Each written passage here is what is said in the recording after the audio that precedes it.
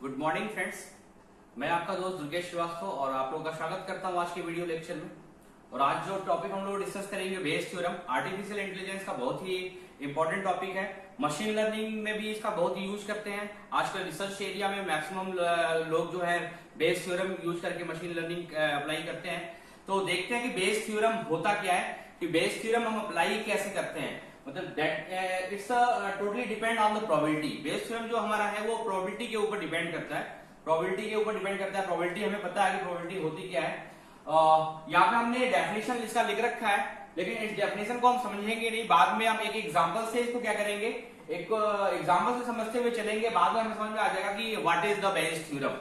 ठीक है, एग्जांपल में हमने एक एग्जांपल लिया है कि हमारे पास दो बैग है और E1 और E2। एक बैग E1 में 5 रेड बॉल और 4 ब्लू बॉल पड़े हैं और E2 में 3 रेड बॉल और 5 ब्लू बॉल पड़े हुए हैं। क्लियर है।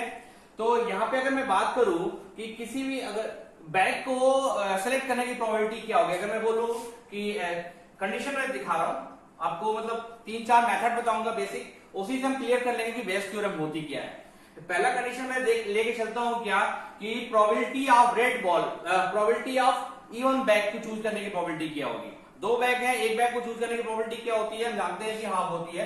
तो Pe1 equal to Pe2 equal to half होगी। ठीक है, इस क्वेश्चन को छोड़ दीजिए अभी, ये मैं अभी समझेंगे कि क्या दिया हुआ है। पहले इसको देखते हैं। ये हमें समझ में आ गया कि किसी भी बैग को चूज करने की प्रोबेबिलिटी क्या होगी। अगर बैग की मैं बात करूं तो बैग को चूज करने की प्रोबेबिलिटी क्या होगी, अगर इवन बैग को चूज करना हो तो 50-50 होगी। ठीक है, सेकेंड कंडीशन हम लेके चलते हैं कि जो probability of red ball when bag even से, probability of red ball, probability of red ball when bag even. हमने बैग इवन चूज कर रखा है, पहले बैग इवन चूज कर रखा है, उसमें हमें प्रोबेबिलिटी फाइंड आउट करनी है कि क्या होगी रेड बॉल चूज करने की। तो इसको हम कैसे लिखते हैं, probability of red upon even. ठीक है, this is the conditional probability. Conditional probability में यहाँ पे कंडीशन दे रखा है कि इवन बैग चूजन है, कि इवन बैग हमने चूज कर रखा है पहले से ही। तो उस केस में रेड बॉल चूज करने की प्रोबेबिलिटी क्या होगी। तो हम चेक करेंगे कि रेड बॉल इवन चूजन है, तो इसमें रेड बॉल की प्रोबेबिलिटी क्या है, तो 5 रेड बॉल है और टोटल बॉल कितने हैं, टोटल प्रोबेबिलिटी 9, तो 5/9 होगी। वैसे ही हम फाइंड आउट कर सकते हैं P ऑफ ब्लू बॉल की भी, blue upon E one equal to 4/9 and same probability of red ball from E2 bag will be 3/8. Probability of blue ball from E2 bag will be 5/8. Clear है यहां तक। Second condition जो लेके चल रहे हैं कि हमारे पास बैग चूजन है, पहले से पता है कि कौन से बैग से हमें उठाना है, तो वो प्रोबेबिलिटी हम फाइंड आउट कर रहे थे। क्लियर है। थर्ड केस लेके चलते हैं कि थर्ड केस क्या है हमारे पास, कि हमें रेड बॉल चूज करना है from bag even. That means कि हमें इस केस में red ball from bag even, यहां पे दोनों कंडीशन दे रखी है कि हमें बैग इवन भी चूज करना है और रेड बॉल भी चूज करना है, दोनों बैग चूज करना है। तो प्रोबेबिलिटी कैसे फाइंड आउट करेंगे, probability of red ball from E one bag, मतलब रेड बॉल भी हो और इवन बैग से भी हो। क्लियर है।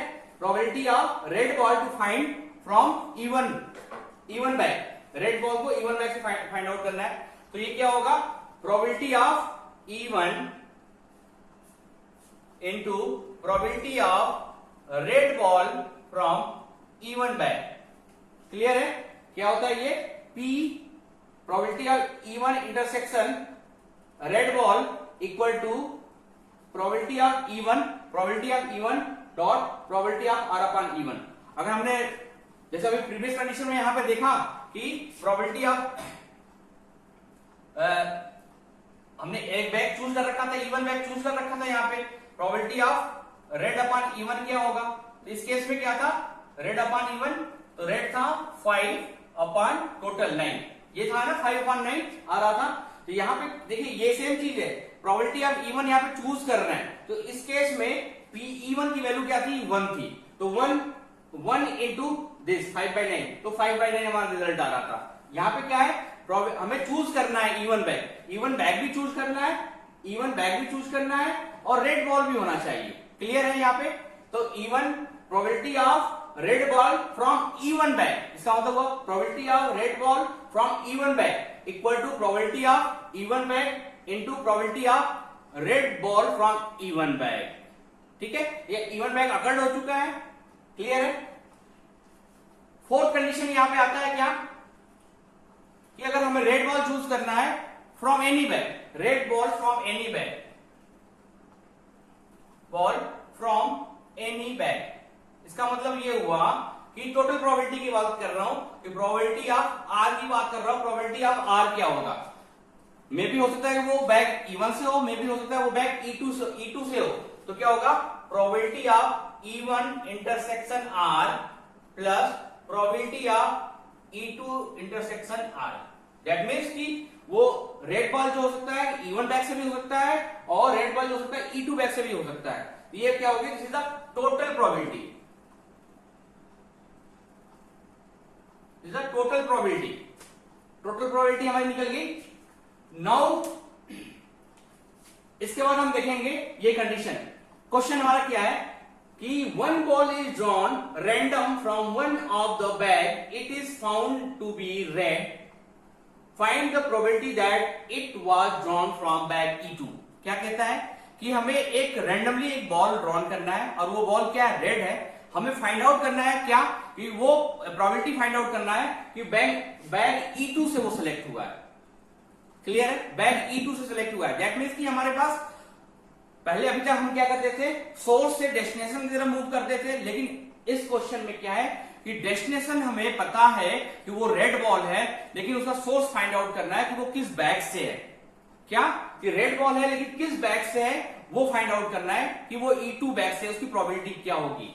तो इसको हम रिवर्स प्रोबेबिलिटी भी बोलते हैं, रिवर्स प्रोबेबिलिटी।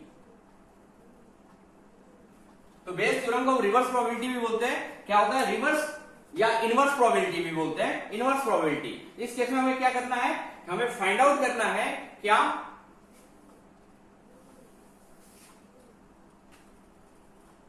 क्वेश्चन क्लियर है, मैं यहां पे रब कर रहा हूं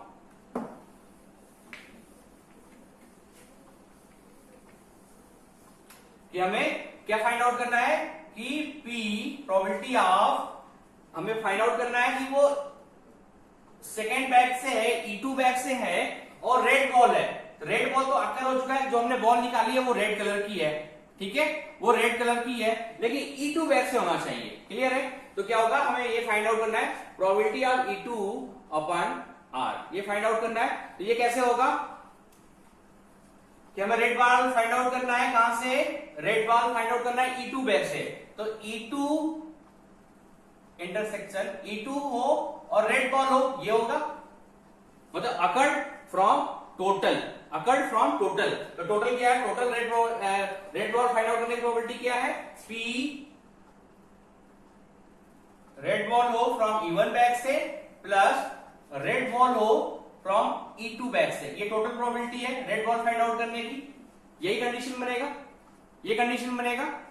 हमें क्या करना है कि रेड बॉल फाइंड आउट करना है फ्रॉम E2 बैग से, इसकी प्रोबेबिलिटी चेक करनी है। रेड बॉल हमारे पास निकल चुका है, अकर्ड हो चुका है, ये इवेंट अकर्ड हो चुका है, ये करना है, इसकी प्रोबेबिलिटी फाइंड आउट करनी है। तो क्या होगा कि वो रेड बॉल E2 बैग से हो अपॉन टोटल प्रोबेबिलिटी। क्लियर है? This is the formula of probability की फेवरेबल अपॉन टोटल। तो फेवरेबल हो गया, ये टोटल हो गया। अब इसको हम सॉल्व करेंगे, P E2 intersection R, E2 intersection R, इस फॉर्मूले सॉल्व करेंगे तो क्या हो गया, P E2 into P red ball from E2 upon total, ये हो गया, ये P E1, इसको ब्रेक करेंगे तो क्या हो गया, P E1 into P R upon E1 plus P E2 P R upon E2. This is the probability of E2 when red ball is occurred. ये जो हमारी फार्मूला आया यही हमारा देखो बेस थ्योरम है। बेस थ्योरम है तो बेस थ्योरम में हम क्या करते हैं कि हमारे पास डेस्टिनेशन पता है, डेस्टिनेशन से सोर्स की तरफ मूव करते हैं, रिवर्स कैलकुलेशन करते हैं। तो वही चीज हमने किया कि रिवर्स कैलकुलेशन करना है कि हमें रेड बॉल फाइंड आउट कर रखा है, हमें फाइंड आउट क्या करना है कि सोर्स क्या है, किस बैग से उसे ड्रॉन किया गया है, कि यहाँ पे E2 बैग से ड्रॉन किया गया है। तो वही E2 हमें फाइंड आउट करना है, probability of to find the red ball from E2 bag. E2 bag से कैसे फाइंड आउट होगा, तो Pe2 ये फार्मूला बनेगा। This is the Bayes theorem. अब यहाँ पे आप वैल्यू पुटअप कर सकते हैं। Pe2 क्या है, Pe2 is half dot PrE2। E2 से हो और रेड बॉल हो तो क्या होगा, E2 से हो और रेड बॉल हो तो into 3/8 Pe1 half into P red हो, E1 से हो तो 5/9 प्लस Pe2 हाफ इंटू और क्या Pr/E2 3/8। सो सॉल्व कर लेंगे तो we can get a solution for this one. तो इसका सॉल्यूशन आ जाएगा हमारा इस पर्टिकुलर प्रॉब्लम का।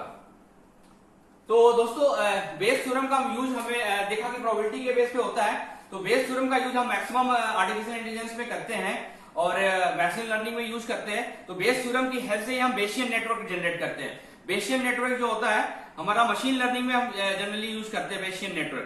तो नेक्स्ट क्लास में हम लोग देखेंगे कि बेसियन नेटवर्क कैसे जनरेट करते हैं, कैसे फाइंड आउट करते हैं नेटवर्क और कैसे हम इसको सॉल्व करते हैं by using this given probability. Thank you दोस्तों। अगर ये वीडियो आपको अच्छा लगा हो तो लाइक करें, शेयर करें, सब्सक्राइब करें। Thank you.